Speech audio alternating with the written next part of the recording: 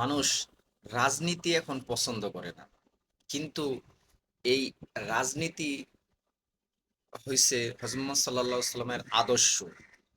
রাষ্ট্র কিভাবে পরিচালনা করতে হবে, পাকের ঘর থেকে শুরু করে রাষ্ট্র পর্যন্ত পরিচালনা কিভাবে করতে হবে সেটা আল্লাহ রাসূল সাল্লাল্লাহু আলাইহি সাল্লাম দেখিয়ে দিয়েছেন, তাও আরো 1400 বছর আগে।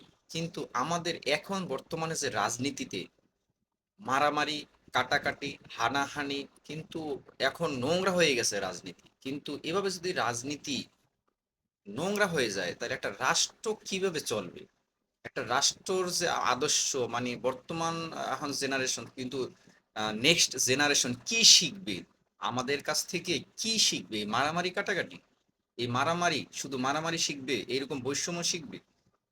তারা নেক্সট যে জেনারেশন, তারা শিখবে আদর্শবান রাজনীতি। কিন্তু আমাদের সকলের উচিত এখন আদর্শবান রাজনীতি করা, আদর্শবান রাজনীতিতে আমাদের বিশ্বাস করা উচিত।